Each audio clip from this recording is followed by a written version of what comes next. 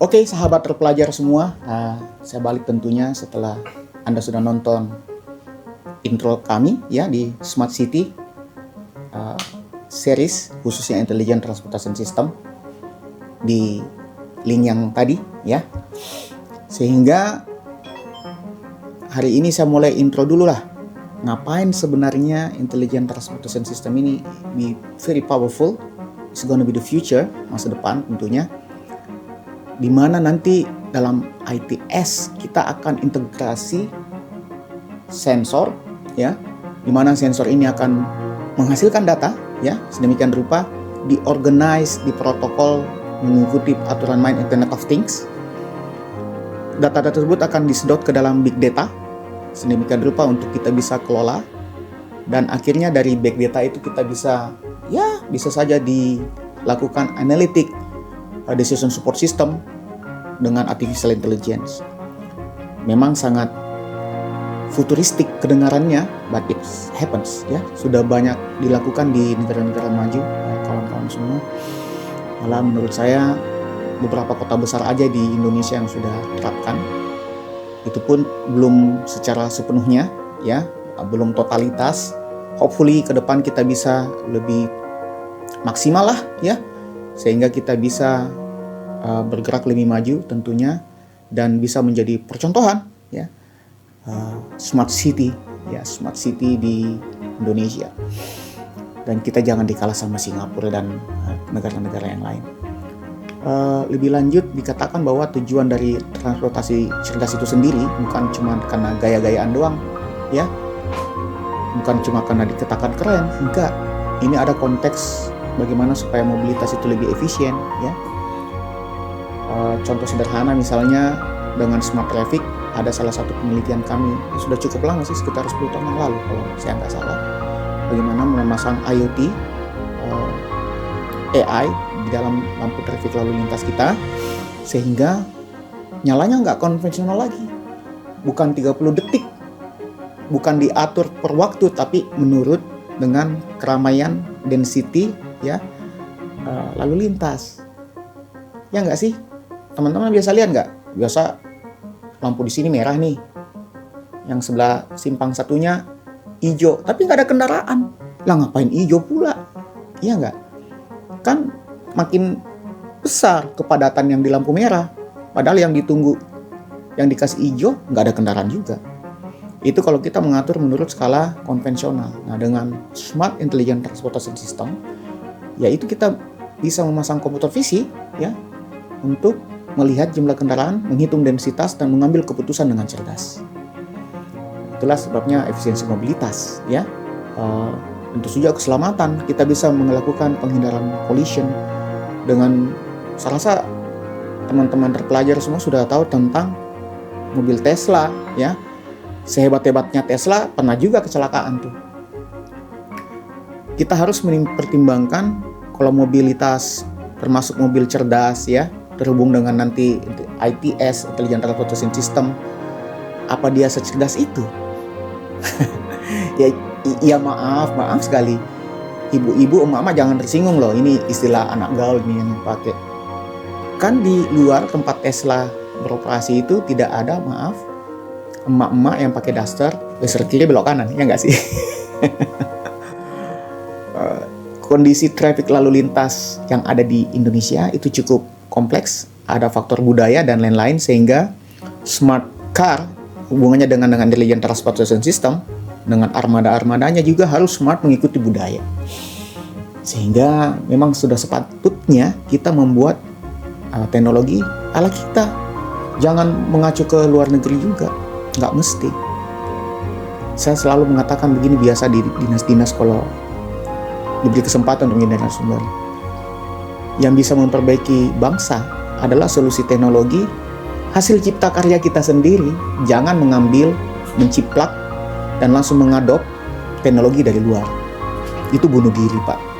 Ya. Apalagi manfaat ITS, tujuan kita adalah dalam konteks lingkungan. Sustainability, environmental, dengan perencanaan Intelligent Transportation System cukup mapan, itu akan sangat membantu lingkungan dalam konteks emisi. kami pernah juga melakukan penelitian itu sampai mengenal bukan cuman level atau kriteria mobil ya, kendaraan Pak. Biasanya kan ada medium, ada heavy vehicle, ada light vehicle ya. Kita bahkan sampai bisa mengenal mereknya. Maaf kita sebut merek ya. Ini cuma sebagai contoh, misalnya Toyota tapi sedan apa? Vios. Benar nggak sih? Toyota Vios. Terus misalnya apa lagi tuh? Daihatsu apa ya? Saya nggak hafal merek mobil. Ya sampai ke merek-mereknya seperti itu. Jadi kenapa sampai kita pengen tahu mereknya sampai sedetail itu? Karena itu berhubungan dengan CC-nya, Bapak Ibu dan teman-teman terpelajar sekalian. Dan CC itu yang menghasilkan emisi kan? Nah, tergantung besarnya CC. Jadi dengan Intelligent Transportation System, kita juga akan berkontribusi dengan pengurangan karbon. Bukan cuma dengan mengganti vehicle ke listrik, nyatanya kan baru 10% di dunia yang sudah listrik. 90% kan masih fossil fuels. Nah, ini mudah-mudahan bisa menjadi solusi. Nah, komponen untuk ITS apa dong?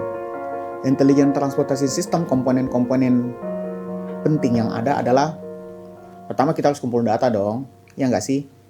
Itulah gunanya IoT di situ, Internet of Things. Jadi sensor-sensor dipasang di sistem transportasi kita, di traffic light, ya di pinggir-pinggir jalan, akan terintegrasi juga dengan layanan-layanan BTS tentunya, sehingga regulasi pemerintah itu penting. Kenapa data itu harus kita sedot dulu secara sensor? Ya kan kita mengambil keputusan menurut data dong. Bahkan kalau datanya salah, datanya tidak mumpuni, ya ada istilah gini, GIGO, G-I-G-O, garbage in, garbage out. Kalau data inputnya nggak mencukupi, tidak mumpuni, maka ya walaupun kita training, maka ya tetap aja sistemnya memutuskan salah. Di situ krusialnya data itu, sehingga komponen paling utama nomor satu adalah bagaimana pemasangan sensor, pemasangan transducer, dan semuanya itu mumpuni sesuai standar. Oke, dan dipastikan sesuai dengan kebutuhan atas pembelajaran data kita ke depan. Ini tidak mudah tentunya, dan investasi memang awal-awal ya lumayan lah, agak lumayan. Tapi kalau sudah jalan, efisiensi yang didapatkan berkali-kali lipat manfaatnya. Nah, kalau sudah sensornya terpasang, maka yang kita pikirkan ke depan ya transmisi datanya. Bagaimana supaya data transmisi itu tidak terjadi bottleneck pasti, terus ya efisien, dan jauh lebih penting adalah robust. Robust itu apa ya dalam bahasa Indonesia? Ada yang mengartikan tangguh, ada yang mengartikan stabil, ya. Dan itu tidak semudah itu mempertahankan data transmission. Itulah tadi saya katakan bahwa kita memang harus bekerja sama dengan provider telekomunikasi yang tentunya didukung dengan kebijakan pemerintah. Banyak algoritma, banyak protokol yang akan jalan di situ. Dan protokol itu, sekali lagi saya katakan, protokol itu tidak akan sama dengan protokol yang berlaku di negara lain. Makanya saya katakan juga bahwa yang bisa dibikin teknologinya harus bangsa kita yang bikin. Kita nggak bisa ngadop. Teknologi itu akan jalan dengan baik kalau mengikuti budaya kita. Oke, jadi nggak boleh kita asal adopt teknologi. Nah, komponen yang ketiga adalah setelah sensor jalan, transmisi datanya oke, maka kita harus punya storage data, big data, untuk menyimpan semua data-data tersebut. Untuk apa? Diolah dong. Ya ngapain datanya kalau nggak diolah? Ya, kan data menjadi informasi, ya nggak sih? Sehingga data itu diolah bisa pakai artificial intelligence, bisa pakai teknologi data science, ya. Kita bisa lakukan asosiasi, kita bisa lakukan cluster, banyak hal yang bisa kita lakukan. Ini akan sangat menarik karena apa? Karena teknologi quantum computer juga sudah makin teraccessible, ya. Sehingga pengolahan ini akan jadi lebih efisien dan hasilnya akan sangat wadidaw. Ini kita akan sangat terbantukan. Makanya sayang banget kalau Indonesia tidak mengadop. Dan setelah kita sudah olah datanya, baik dengan AI ataupun dengan apa, maka akan terjadi penyebaran informasi. Penyebaran informasinya ke user, kita, pengguna transportasi, pemegang kebijakan, di Samsat, kepolisian, ya, Ditlantas dan lain-lain, itu akan terjadi terdistribusi informasinya. Nah, mode distribusinya harus kita pikirkan. Again, user friendly. Ya, yang enak dilihat dari sisi penampakannya. Memang itu teknologi ada seninya loh. Bukan asal bikin teknologi, tapi kalau teknologi itu nggak nyaman, ya ngapain juga. Nah, jadi 4 komponen itu. Penerapan ITS itu sendiri bisa banyak macam ya untuk e-toll, ya untuk public transport management system. Kalau kami di tempat kami sekarang, Universitas Hasanuddin ya di Makassar, itu ada ETLE yang diterapkan sama pemerintah, tilang elektronik. I don't know, setahu saya apakah sudah pakai AI apa belum, apakah itu masih diperiksa manual.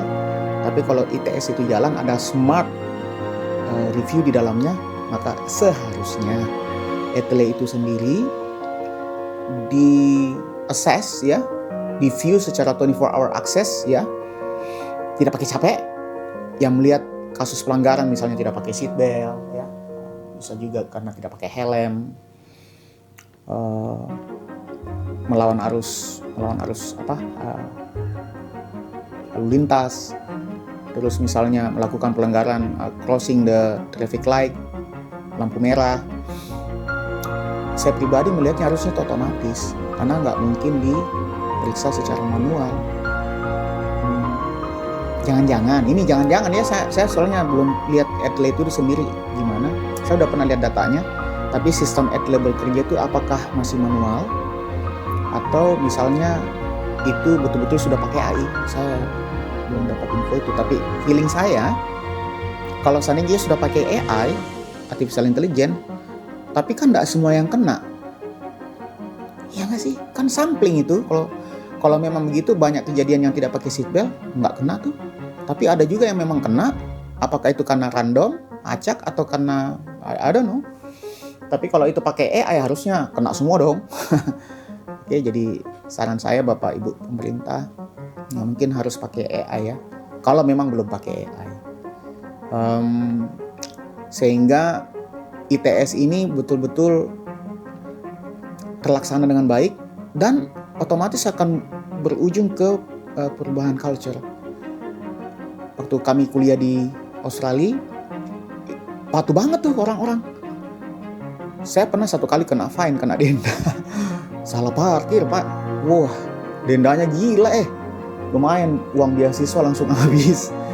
Saya parkir sembarang waktu itu, dan karena penegakan hukumnya cukup baik ya, sehingga ada efek jerah. Efek jerahnya luar biasa. Memang kita sangat berjaga-jaga untuk tidak melanggar.